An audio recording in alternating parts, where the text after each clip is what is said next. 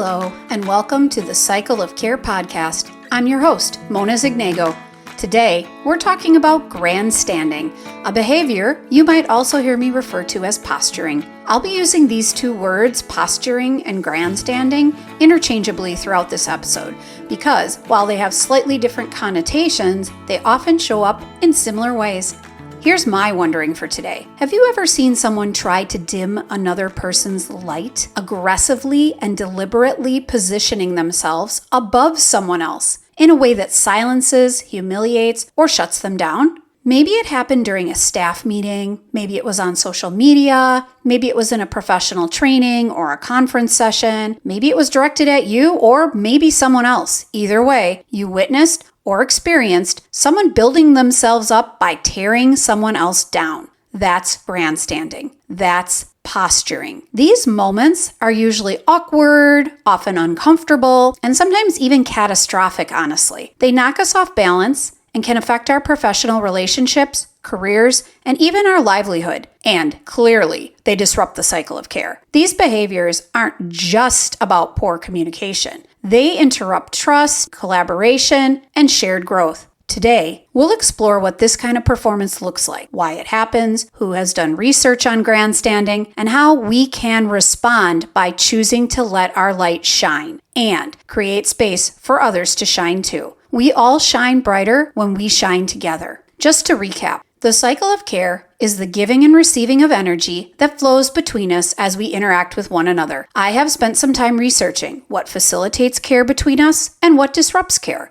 Understanding this helps me to understand human behavior while also staying true to who I am and my mission and vision of bringing more care into the world. I've determined that understanding this facilitation or disruption can be helped through looking at the 4 elements of relationships: listening, thinking, and responding. Understanding what my relationship is to the person or people I'm interacting with, how I listen, how I think, and how I respond helps me to discern what to do when things get uncomfortable or sticky. Today's episode explores what happens when things get weird when posturing is in the picture. In this episode, I want to analyze some specific instances of when I've been confronted with posturing in academic settings. I believe grandstanding really shows a disconnect from care, and it can be frustrating. When we are beset by a grandstanding performance, when the person values their own ego over learning, growth, and movement forward by the whole, well, this decimates care, authentic engagement,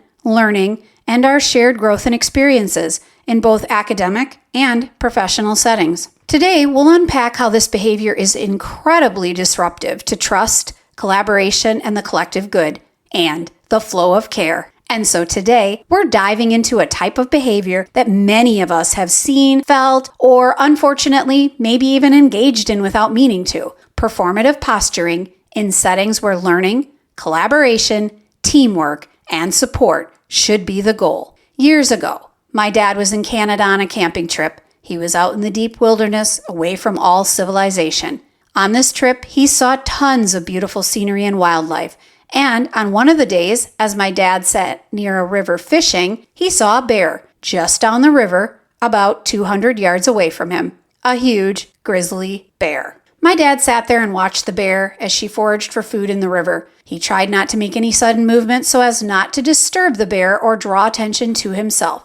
But the bear saw him and knew he was there. My dad continued to watch the bear for any signs of aggression or posturing. At first, the bear was standing on his hind legs. My dad knew this does not always indicate aggression. It's often curiosity, allowing the bear to see and smell better. But my dad also knew that this, paired with other behaviors, can be a warning. Other signs of posturing could be jaw popping or clacking, as loud popping sounds from bears snapping their jaws indicate stress or agitation. Bears also huff or snort. These are audible warnings meant to scare off intruders. Bears might also bluff. The bear may run a few steps or even all the way towards you, but then veer off at the last second in an attempt to make you back down. That would definitely work for me. At first, things seemed okay. The bear stood on her hind legs to see and smell my dad, but then things went downhill, and the bear began to show signs of posturing, such as snorting and bluffing, so my dad wisely backed away and headed to safer territory. People posture too. Often we also call this grandstanding. When we aren't in the world of bears, but rather engaging with humans, posturing looks like positioning oneself in a position of power and control, using things like aggressive statements or questions that are designed more to signal intelligence or status than to meaningfully engage with the topic or others in the room. Posturing is really just a type of performance folks will put on in order to assert dominance or expertise. It can show up in academia or any workplace, staff meeting, social media post, or leadership gathering. Often, grandstanding looks like combative questioning, off-topic critiques, or criticisms, or displays of superiority that derail instead of deepening the conversation we're having and the work we're engaging in. Posturing can also be more subtle, such as an overuse of high-level jargon that's designed more to impress than to support learning and growing together. Posturing also is seen when interrupting others mid-sentence, dismissing someone's ideas with a condescending tone, or dominating space to prove one's value rather than contributing meaningfully. At its core, posturing distracts from the real work, creates a toxic environment, hinders genuine learning, and undermines trust and respect. It's about being seen a certain way, shutting others down, and diminishing people. It's not about engaging with others in collaborative and generative ways. Years ago, when I was a doctoral student, I had my first taste of someone posturing in one of my presentations. I was presenting at a conference alongside a few women from my cohort. During our session, a woman in the audience interrupted us, repeatedly, to grandstand while challenging the validity of a model we were using. We had done our homework, we'd researched the model thoroughly, and we could speak to its foundations, but she continued to press, criticize, posture, and undermine us. As her attacks continued, it began to feel less and less like genuine curiosity, honestly, and more like an attempt to assert control or superiority. Later, it came to light that she had just written a chapter for a book on a similar topic, but she hadn't been familiar with the model we presented. As I look back on this situation in hindsight, unfortunately, her behavior wasn't about improving the discussion, it was about protecting her own image. That moment showed me what posturing can sometimes look like. Not engagement, not generative feedback, but defensiveness, dressed up as intellectual critique. That moment also showed me how threatened some people feel when others shine. But we don't need to compete for light. There's enough for everyone.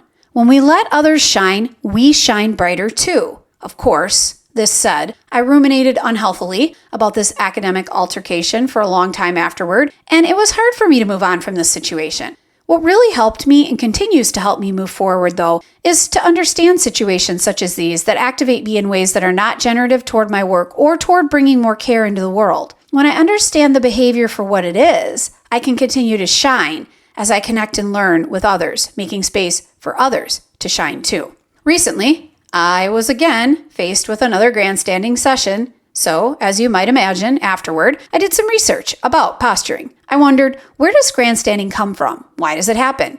And how can I be aware of it so that I don't do this to someone? Here's what I found. You're not going to always hear the word posturing in academic literature, but there's some work on grandstanding that helps us understand the behavior, especially how it shows up in competitive or hierarchical environments. I found 4 scholars whose insights can offer a deeper look at some factors that influence posturing. The first is Pierre Bourdieu. Pierre Bourdieu introduced the idea of symbolic capital, basically the social power someone holds because of their credentials, the language they use, or affiliations they have. In a professional or academic setting, this often plays out when someone uses advanced degrees, specialized vocabulary, or institutional status to assert themselves in a conversation. It's not always about building understanding. It's actually about showing up as a powerful person. It's about securing a higher position in the conversation. Now, symbolic capital only exists when or because other people recognize it.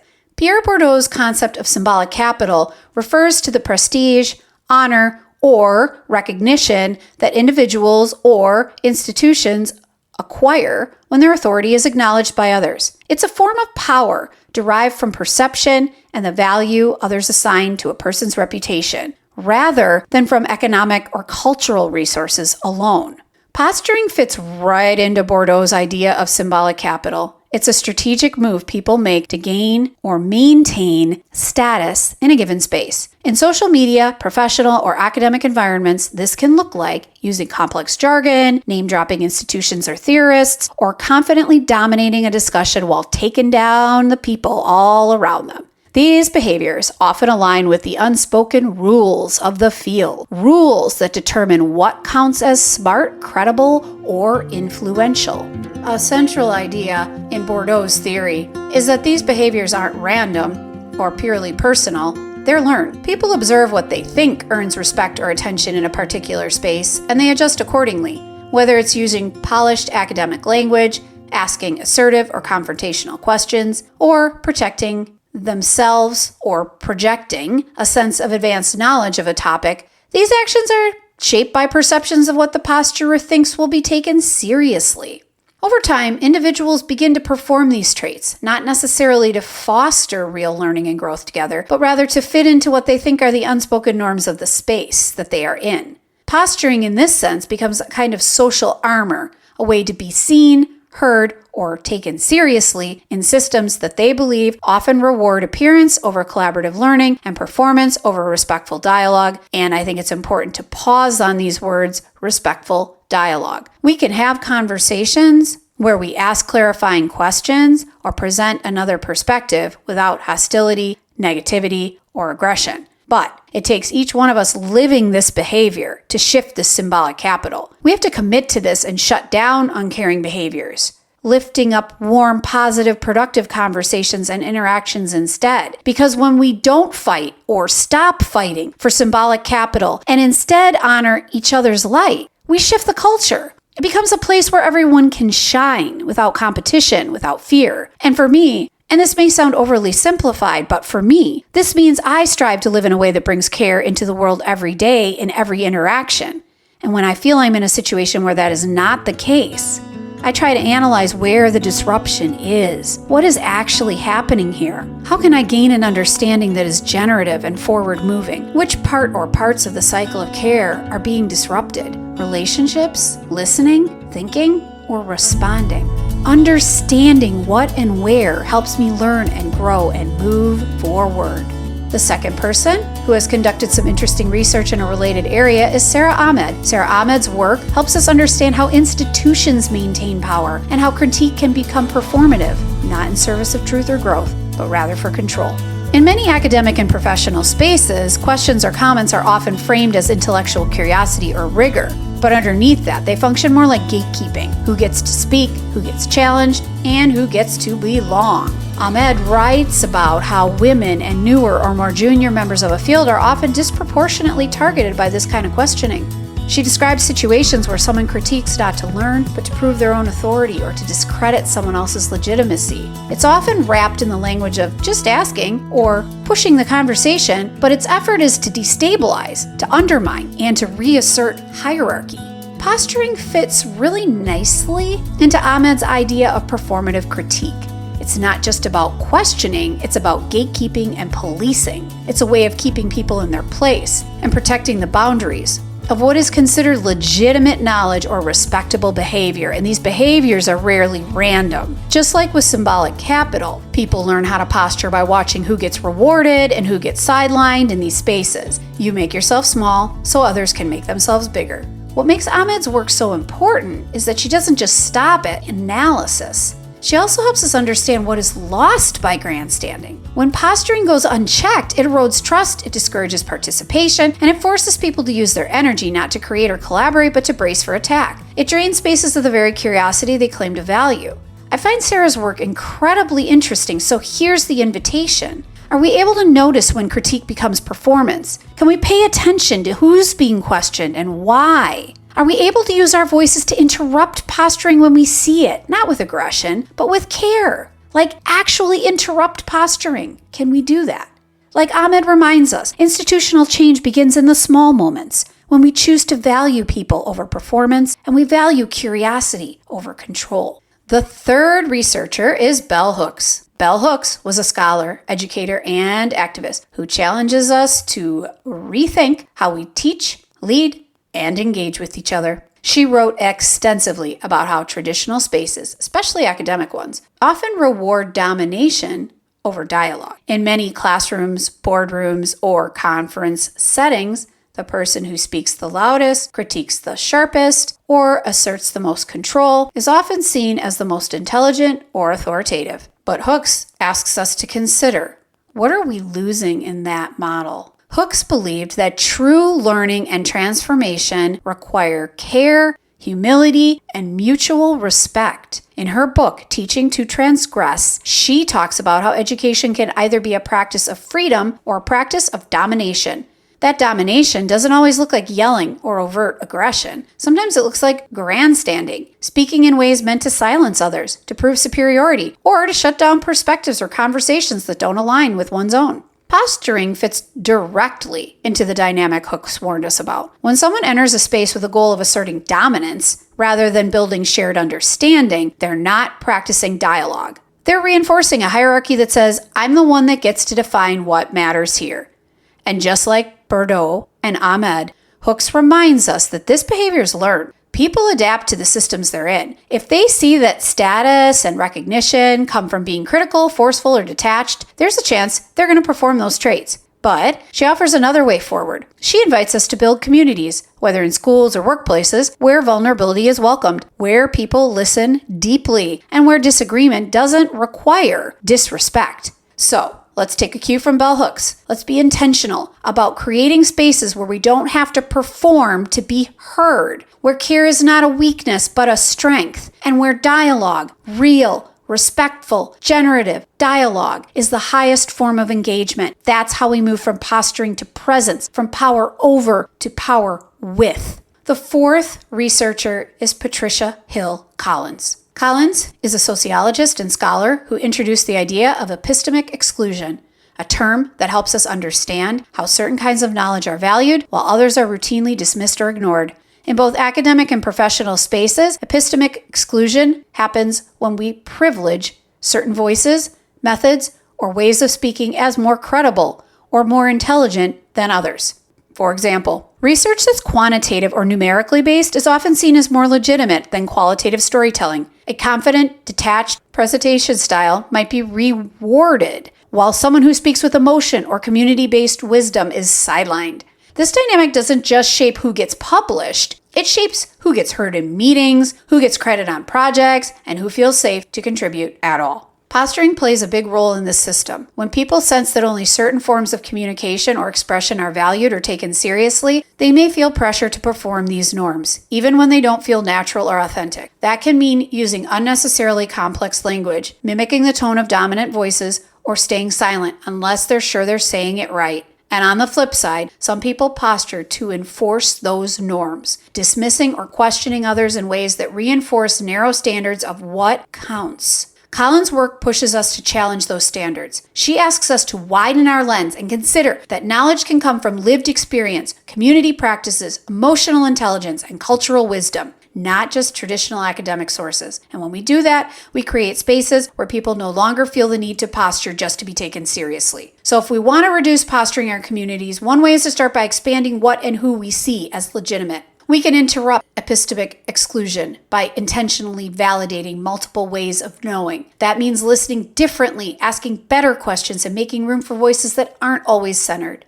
As Patricia Hill Collins reminds us, the most meaningful and fair conversations often happen when we include voices that haven't always been centered. When we listen to people who've been pushed to the margins, those whose experiences don't always fit the dominant narrative. We don't just hear something different, we hear something deeper. That kind of knowledge challenges us, grows us, and helps create spaces that are more just, more human, and more whole. And in those spaces, those more human, more whole spaces, people don't have to posture to be seen. They can simply show up and shine. So why? Why do people grandstand? Their insecurity is masked as confidence. There are cultural norms that reward sharp, unkind, shaming discourse, unfortunately. The posturer has a desire to recenter the spotlight on them. And the impact of this is silences emerging voices, breaks psychological safety, shifts focus from collaboration to control, disrupts care in professional communities. In the cycle of care that flows between all of us as we interact, there are 4 elements to take note of: relationships, listening, thinking, and responding. When we are in a situation where someone is coming at us with grandstanding, The first thing we often do is to respond, when instead, it honestly may be more appropriate to listen, ask clarifying questions, and try to understand what is really happening. I want to share a story that really tested my ability to stay grounded in this theme, because it's not always easy to let your light shine when others seem determined to dim it. As I mentioned earlier, I have another more recent grandstanding experience to share. Recently, I presented at a conference where every session 2 specific researchers attended was a grandstanding performance worthy of an Oscar for them. Whether they were aware of it or not, they walked into sessions seemingly not to learn and not to help others learn, but to perform and position themselves on top. Elbowing their way verbally into every post-presentation Q&A like a grade school bully, their questions didn't clarify. They confused, challenged, and distracted. Honestly, these 2 were the talk of the town at the conference, and not in a good way. As I attended various business meetings and social gatherings at this conference, this couple became a frequent topic of conversation. Fellow attendees connected over shared experiences of the verbal sparring matches that erupted during Q&A sessions, particularly when the presenters weren't in rooms where their students were presenting. As I entered the room to set up for my presentation, I noticed the couple walk in shortly after. Ooh, it was my turn to be the target of the grandstanding performance, and I was ready, I think. After furiously taking notes during my session, right on cue, one of them asked a long-winded question that eventually turned into a conversation directed at another presenter who had presented just before I did. Thus, the strand of the question wasn't clear to me, nor was how I was going to respond. I tried to tackle one part of their question only to be interrupted almost immediately. This connects to Sarah Ahmed's research we talked about earlier. They were gatekeeping who got to speak and when, and who gets challenged, and who gets to belong. I also notice a connection to Pierre Bourdieu's work on social capital as well here, in which discourse isn't always about building understanding, it's about showing up as a powerful person and securing a higher standing in the room. But Bourdieu also said that symbolic capital only exists when others recognize it, and I think by the time I presented, the conference attendees had their fill of this couple and their grandstanding. And this is why. Because something shifted. A man in the audience spoke up. He said, "My presentation was wonderful," and called out the irrelevance of the question. He said, "I don't see how your question is at all relevant to this presenter," and he motioned towards me. He mentioned how excellent the other presentations were prior to mine as well. The woman tried to argue with him, but he wasn't having it. The couple no longer carried any symbolic capital. I feel like bell hooks would have been proud in that moment. The loudest voices did not win that day. What happened next was that the chairperson quickly wrapped things up and later told her stunned doctoral students that were in the room, "That's what posturing looks like." I've spent a lot of time reflecting on the grandstanding I witnessed at that conference and other conferences that I've attended and the way it shuts people down. I kept coming back to one question. Why? Why did this couple feel the need to posture in every room they entered? Why couldn't they simply allow others to shine in this beautiful, thoughtful space that was created for shared learning? I wondered, why wasn't their own light enough for them? Why do people feel the need to snuff out others' light just to make theirs appear brighter? Here's what I came to. Our light doesn't diminish when it's shared. It expands. And I want to be a person who lives this. And I want to live in a world where we all do as well. I want us all to share our own light and facilitate the creation of space for everyone's light to shine. We all shine brighter when we shine together. Let's pause for a moment to reflect. Posturing can be hard to see in others or ourselves. So first, step 1, think of a moment when someone postured or was grandstanding, maybe in a meeting, a workshop, classroom, on social media, or even a casual conversation. What did it feel like? What happened in your body? Step 2. Now think of a moment when you may have postured. Were you trying to appear more confident, smarter, in control? What were you protecting? Step 3. What can you do to shift from posturing to shining brighter together? Here are some ideas. Ask questions that clarify. We're not here to corner, shame, or diminish others. Acknowledge someone's work before critiquing. Stay grounded in care, not control. Be curious. Ask, what can I do to bring care into this moment? These 3 steps in this reflection are not about shame. They're about curiosity, reflection, and growing toward a culture of care in all our shared spaces. Posturing and grandstanding performances don't facilitate caring spaces centered on growth and forward movement. So let's take a moment to review this activity. The first step is recalling. Recall a moment when you were in a space when someone was posturing. Step 2, reflect. Think of a moment when you may have been the person that postured. Step 3, commit.